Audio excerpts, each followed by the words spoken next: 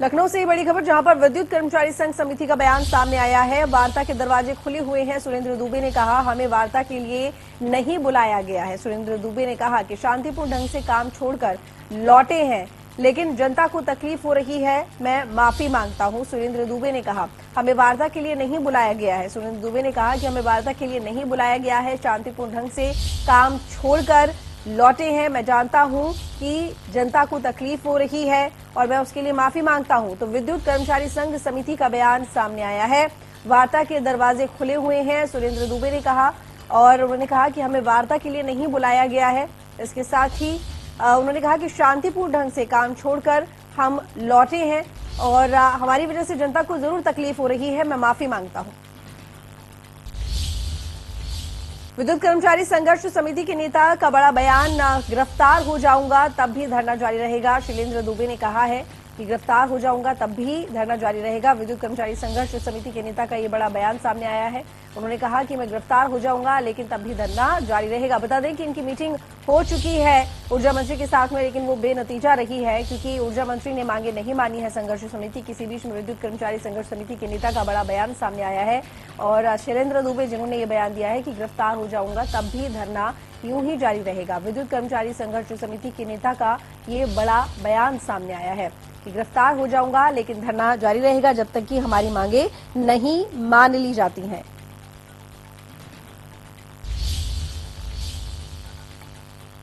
तो बिजली कर्मचारी की हड़ताल जारी है। बिजली न होने से लोगों को परेशानी का सामना करना पड़ रहा है। लोगों का गुस्सा बढ़ गया है, जिसकी वजह से लोग सड़कों पर उतर आए हैं। वहीं सड़क जाम कर लोगों ने विरोध प्रदर्शन करना शुरू भी कर दिया है। देखिए 4 जगह से हड़ताल की ये तस्वीरें।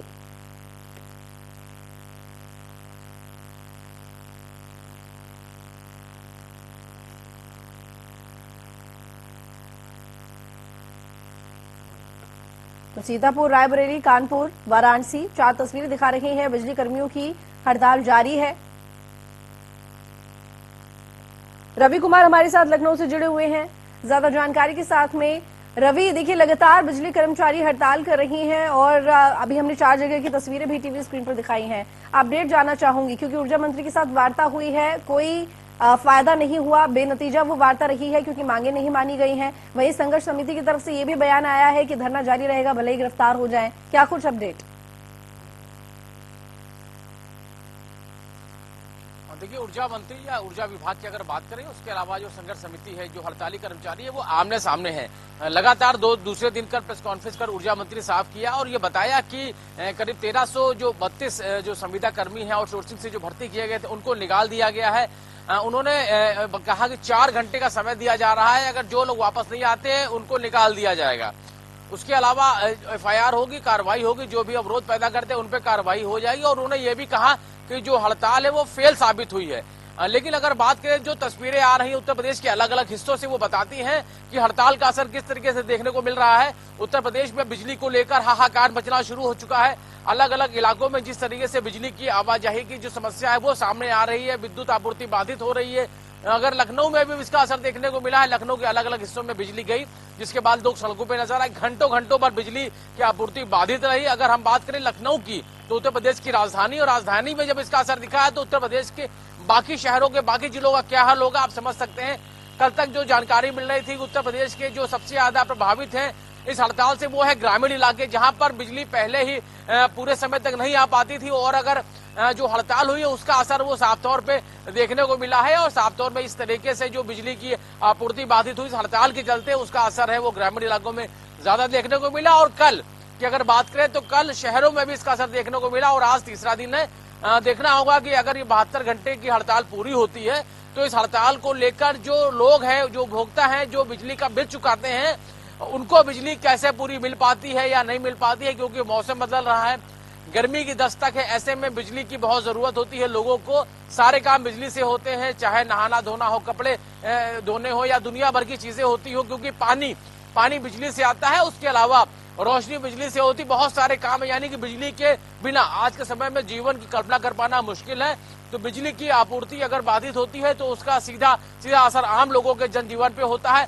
वही ऊर्जा मंत्री के अगर बयान की बात करें तो उन्होंने शाम जब प्रेस कॉन्फ्रेंस की उन्होंने साफ किया था कि जो हड़ताल है उसका कोई असर नहीं है और हड़ताल पूरी तरीके से फेल साबित हुई। और बावजूद उसके जब संघर्ष समिति ने प्रेस कॉन्फ्रेंस की तो उन्होंने भी साफ किया था कि एफआईआर कराई जा रही है। संघर्ष समिति के संयोजक है शैलेंद्र दुबे, उन्होंने कहा कि हम जेल जाने को तैयार हैं और जो लोग हटाए गए हैं उनको अगर बहाल नहीं किया जाता है तो ये अनिश्चितकालीन हड़ताल का ऐलान होगा और ये 72 घंटे के बाद भी हड़ताल आगे देखने को मिलेगी। तो इससे आप समझ सकते हैं कि जो अगर 72 घंटे की जो हड़ताल से ये असर है और अनिश्चितकालीन हड़ताल होती है तो उसका क्या कुछ असर देखने को मिलेगा। चलिए ठीक है रवि, बहुत शुक्रिया आपका तमाम जानकारी के लिए। इसी बीच में हमारे साथ में सुशील भी जुड़ गए हैं। सुशील, आपसे जानना चाहूंगी किस तरह की स्थिति बनी हुई है, क्योंकि लगातार हड़ताल पर है बिजली कर्मचारी, तीसरा दिन आज हो जाएगा और उनकी कई मांगे हैं, सरकार के साथ वार्ता भी चल रही है, लेकिन कोई खास प्रभाव पड़ता हुआ दिखाई नहीं दे रहा है।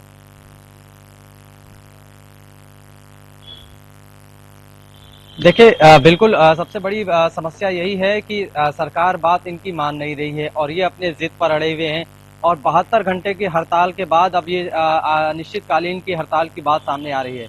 तो ऐसे में आप समझ सकते हैं कि केवल 3 दिन के इस हड़ताल में किस तरीके की हालात हुए हैं। बिजली न होने की वजह से लोगों के घर में पानी नहीं है, पानी की किल्लत हो गई है। वाटर टैंकर की वजह से किसी तरीके से दूर दराज से लोग पानी ला करके किसी तरीके से काम चला रहे हैं। जिनके घर इन्वर्टर था, इन्वर्टर बैठ चुका है, या जिनके घर केवल वाटर सप्लाई ही एक साधन था, तो उनके घर क्या स्थिति है आप समझ सकते हैं कि किस तरीके से उनके घर का जीवन यापन चल रहा है। वैसे में ये लोग परेशान हैं और किस तरीके से कब इनकी समस्या खत्म होगी ये कहना मुश्किल है, क्योंकि गोरखपुर की अगर बात करें तो गोरखपुर और आसपास सबसे ज्यादा इसका असर रूरल एरिया में पड़ा हुआ है।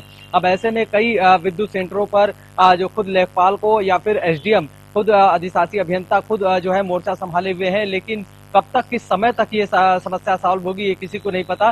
फिलहाल कोशिश की जा रही है कि आम लोगों को परेशानी न हो, लेकिन तमाम ऐसे घर हैं जो कोई 12 घंटे, कोई 18 घंटे, कोई 24 घंटे, कोई 36 घंटे से अंधेरे में रहने को मजबूर हैं। इस पर कार्रवाई भी की गई है। गोरखपुर में तकरीबन 207 के आसपास जो संविदा कर्मी है उन्हें बर्खास्त भी किया गया है। फिर भी जो लोग हैं वो जो प्रदर्शन कर रहे हैं या जो अपनी मांगों को लेकर के लगातार सरकार से दो हाथ करने को तैयार है, वो पूरी तरह से मन बना चुके हैं कि इस बार या तो उनकी मांगे पूरी होगी या तो फिर जो है सरकार को कहीं ना कहीं उस पर अमल करना पड़ेगा, वरना ये इसी तरीके से हड़ताल पे रहेंगे। और आगे कब तक इनका हड़ताल चलेगा या क्या कुछ इनका निर्णय होगा ये तो आने वाला वक्त बताएगा। लेकिन जिस तरीके के हालात अभी हैं उससे कहीं ना कहीं आम जनजीवन एक बार फिर से अस्त व्यस्त हो गया है, क्योंकि जब बिजली नहीं रहेगी तो आप समझ सकते हैं कि कोई भी कंपोनेंट काम नहीं करेगा तमाम। और सबसे ज्यादा असर यहाँ पे गीडा पे पड़ा है, जो गीडा के औद्योगिक क्षेत्र है, वहां पे एक दिन में करोड़ों का नुकसान हुआ है। ऐसे में वहां पर खुद एसडीएम पहुंचकर किसी तरीके से विद्युत आपूर्ति को बहाल करने की कोशिश कर रहे हैं, लेकिन तमाम ऐसी छोटी फैक्ट्रियां हैं या तमाम ऐसे इलाके हैं जहां पर अभी भी बिजली न होने की वजह से उनका लाखों का नुकसान हो रहा है। और घर की अगर बात करें तो लोगों एक बूंद पानी के लिए भी तरस रहे हैं। जी अब ये जो आंदोलन है, ये जो हड़ताल है, ये किस दिशा की तरफ जाता हुआ दिख रहा है सुशील? देखिए सीधी सी बात है कि आप समझिए कि जो प्रदर्शनकारी हैं जिस तरीके से वो अपने जिद पे अड़े हुए हैं, सरकार और साफ तौर पे ऊर्जा मंत्री साफ तौर पे उनका कहना है कि इनकी मांगे नहीं मानी जाएंगी। तो अब आप समझिए कि विकल्प क्या होगा, कि किस तरीके से क्या होगा। ये अलग से दोबारा संविदा कर्मियों को भर्ती करेंगे या जब आएंगे तब आएंगे, लेकिन अभी जो स्थिति है वो कहीं ना कहीं बेकाबू होती हुई नजर आ रही है। तो ऐसे में कहीं ना कहीं इसका सीधा असर आम जनता को पड़ेगा। जो आम व्यक्ति है वो परेशान होगा, बड़े उद्योगपति परेशान होंगे, जो मिडिल क्लास के जो लोग हैं वो परेशान होंगे। खासकर जो दुकान सड़कों के किनारे इलेक्ट्रिक की दुकान है या फिर इलेक्ट्रॉनिक की दुकान है, उन पर सीधा असर पड़ेगा, या इलेक्ट्रॉनिक या बिजली से जो चलने वाले जो उपकरण हैं उन पर सीधा असर पड़ेगा। तो आप समझ सकते हैं कि स्थिति दिन पर दिन बदतर होती जा रही है। और सबसे बड़ी बात समस्या ये है कि जो रोजमर्रा के काम में इस्तेमाल होने वाले जो पानी है, उस पानी की किल्लत को लेकर सबसे ज्यादा जो है कहीं ना कहीं परेशानी सामने खड़ी होने वाली है, क्योंकि अब लोगों के घर में बिजली न होने की वजह से पानी नहीं पहुंच पा रहा है, टंकी में पानी नहीं भरा पा रहा है। तो वैसे में आप समझिए कि दिन जो डेली का रोजमर्रा का काम है वो नहीं हो पा रहा है, तो फिर स्थिति क्या होगी। लोग सड़कों पे आने के लिए मजबूर होंगे, किसी तरीके से वाटर टैंकर या दूर दराज से कहीं किसी तरीके से व्यवस्था करके कुछ पानी पीने की व्यवस्था बहुत कर रहे दिक्कतें हैं, बिजली के बिना कुछ नहीं हो सकता है। आम जनजीवन बिजली से ही चलता है और ऐसे में काफी दिक्कतों का सामना लोगों को करना पड़ रहा होगा। सुशील, बहुत शुक्रिया आपका तमाम जानकारी के लिए। कानपुर का रुख करेंगे, हमारे साथ शिवराज साहू जुड़े हुए हैं। शिवराज, आपसे कानपुर की स्थिति जानना चाहूंगी, कितने लोग परेशान हैं? क्योंकि देखिए आज तीसरा दिन हो गया है और लगातार अपनी जिद पर अड़े हुए हैं, एक तरफ सरकार भी, दूसरी तरफ बिजली कर्मचारी भी। लोग कितने परेशान हैं? जी बिल्कुल, जिस प्रकार से जो हड़ताल चल रही है बिजली कर्मचारियों की, आपको बताएं ऐसे में मौसम में जो बदलाव आया है और लगातार जो बारिश और तूफान आया उसके चलते कई फॉल्ट हुए हैं। फॉल्ट के चलते कई क्षेत्रों की बिजली गुल रही है। तकरीबन 12-12 घंटे तक बिजली नहीं आई है। साथ ही आपको बता दूं, कानपुर की बात की जाए तो अभी तक 243 संविदा कर्मचारियों की बर्खास्ती भी की गई है, क्योंकि जो चेतावनी दी गई थी सरकार की तरफ से कि अगर ये हड़ताल खत्म नहीं की जाएगी तो कार्रवाई की जाएगी, उसके एवज में 243 जो संविदा कर्मचारी थे उनको बर्खास्त भी किया गया है। ठीक है, इसके साथ ही बर्खास्त तो किया ही गया है, लेकिन देखिए जब वार्ता हुई थी यहाँ पर ऊर्जा मंत्री की और बिजली कर्मचारियों की, तो ये बात सामने आई कि उनकी मांगे नहीं मानी गई। इसी वजह से वो जो बातचीत है वो भी बेनतीजा रही। आपसे थोड़ा मांगों को लेकर विस्तार से जानना चाहूंगी कि किस तरह की मांगे और क्या क्या मांगे हैं जिनको लेकर बात नहीं बन पाई है। जी बिल्कुल, कई बार मीटिंगों का सिलसिला चला है, लगातार बैठकें की गई हैं, लेकिन जो कर्मचारियों की मांगे थी वो स्वीकार नहीं की गई, जिसके चलते अभी हड़ताल लगातार जारी है। और वहीं लाइट की बात की जाए, बिजली की बात की जाए तो लगातार हो रहे फॉल्ट और जगह जगह जो बिजली आपूर्ति हो रही है, जो आपको बता दूं फैक्ट्रियों की बात की जाए या आम जनजीवन की बात की जाए, सभी कहीं ना कहीं बिजली के ऊपर आश्रित हैं। और अगर बिजली प्रभावित होती है तो आम जनजीवन भी सीधे प्रभावित होता नजर आ रहा है। बिल्कुल, मैं मांगों की बात कर रही हूँ शिवराज। मांगे क्या क्या है बिजली कर्मचारी की तरफ से? जी, उनकी मांगों की बात की जाए तो उनका कहना जो संविदा कर्मचारी है उनको परमानेंट किया जाए और साथ ही साथ जो पुरानी पेंशन योजना है उसको बहाल की जाए, ये इनकी मांगे हैं। इसको सरकार कई बार हालांकि बैठक भी की गई है और उनसे बातचीत भी की गई है, लेकिन अभी सरकार किसी प्रकार से इनकी मांगों को मानने के उसमें नहीं दिख रही है। देखिए, जाहिर है कि सरकार ने जब बातचीत करने के लिए बुलाया है तो अपनी तरफ से कुछ तो सोचा होगा। सरकार का क्या कहना है? सरकार की बात की जाए तो सरकार ने चेतावनी दी है कि अगर जल्दी जो स्ट्राइक में बैठे हुए मजदूर हैं या जो कर्मचारी हैं, अगर उन्हें हड़ताल नहीं खत्म की तो इनके ऊपर सख्त कार्रवाई की जाएगी। उसी कार्रवाई की एवज में आपको देखा जाए तो कानपुर की बात में 243 लोगों को बर्खास्त किया गया और साथ ही साथ सबको नोटिस भी दी गई है। जो हड़ताल पर बैठे हुए कर्मचारी हैं उनको नोटिस भी दी गई है कि जल्द से जल्द हड़ताल खत्म की जाए। किस किस इलाके में सबसे ज्यादा दिक्कत हो रही है? क्योंकि देखिए, ग्रामीण और शहरी की बात करें, अब तक हमने जहां जहां बात की हर जगह बताया जा रहा है कि ग्रामीण इलाकों में थोड़ी सी ज्यादा दिक्कतों का सामना करना पड़ रहा है, बिजली वहां ज्यादा कट हो रही है। लेकिन आपसे जानना चाहूंगी कानपुर में क्या स्थिति है? अगर ग्रामीण इलाकों की बात की जाए, शहरी इलाकों की बात की जाए तो? कानपुर की बात की जाए तो कानपुर एक औद्योगिक नगरी है और यहाँ पर काम की बात की जाए तो बड़ी बड़ी फैक्ट्रियां हैं, बड़ी बड़ी मिल हैं और कई इंडस्ट्रीज हैं जो बिजली के ऊपर ही आधारित हैं। अगर बिजली आपूर्ति होती है तो कहीं ना कहीं फैक्ट्रियों को काम बंद होगा। जो उनके ऑर्डर हैं वो लगे हुए हैं वो कहीं ना कहीं पूरे नहीं हो पा रहे हैं। सीधा जो आम जनजीवन है वो प्रभावित होता नजर आ रहा है। चलिए ठीक है शिवराज, बहुत शुक्रिया आपका तमाम जानकारी के लिए। सीधा